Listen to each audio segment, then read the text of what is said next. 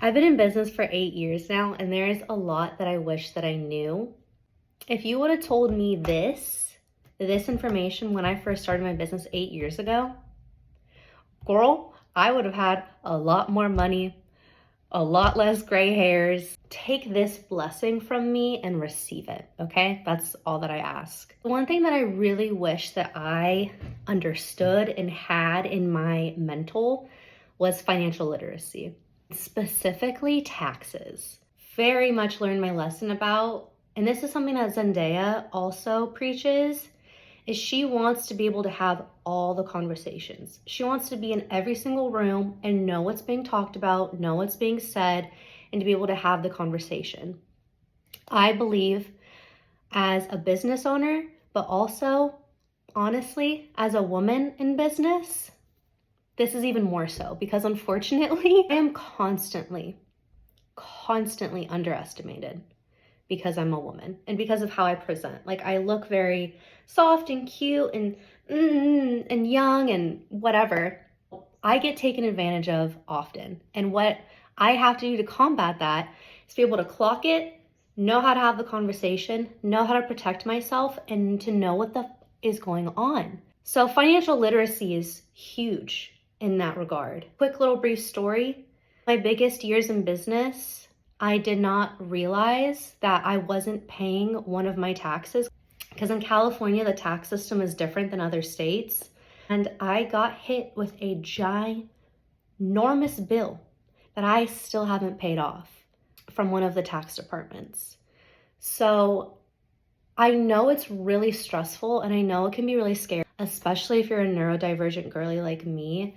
Numbers and learning something as boring as taxes and financial literacy can seem so daunting, but I promise you, your future self will thank you because you won't be buried in a hole of debt, period. Like that's the give and take, you know what I mean? I really wanted to add some resources for financial literacy, but the thing is, we all learn very differently. So I'll just tell you how I learned my financial literacy. I found people on YouTube who had run businesses to tell me all about the California taxes. I had a lot of conversations with older people in my life who are business owners.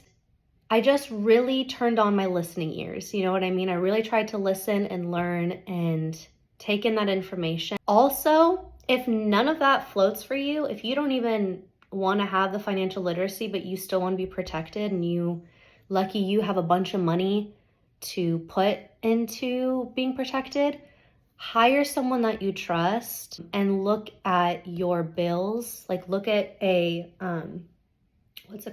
look at like an itemized statement every single month of where your money is going.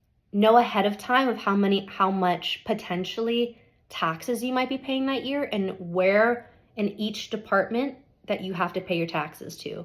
Because it's going to be different state to state. There's a couple different options, but just financial literacy, okay? This goes back to the video that I posted a couple days ago. I wish when I first started Dalmada, I wish that I knew it was okay that I'm starting where I'm starting. What I mean by that is I questioned myself a lot and I questioned my product and my business a lot because I was looking at other jewelry businesses and seeing how they're running their business. And I felt lesser than because I was doing it the way that I was doing it. And if someone would have told me back then, what I'm telling you now, that it's perfectly fantastic that you're starting with exactly where you're at and what you got in front of you, and to be proud of that, because a lot of people can't even start. A lot of people won't even start. They'll wait until they have what they want, and then maybe it's too late. You know, who knows? All I'm trying to say is there's something so special and spectacular about starting and dedicating yourself with where you're at now, with what you got now. You know what I mean? But have pride in that. You're doing a great job. This is my last little bit for this video. And also, like, I want to say that this is like maybe the biggest thing for me, and it all kind of ties together. is active shadow work. I personally believe the way to success, if you're a business owner, is to know thyself.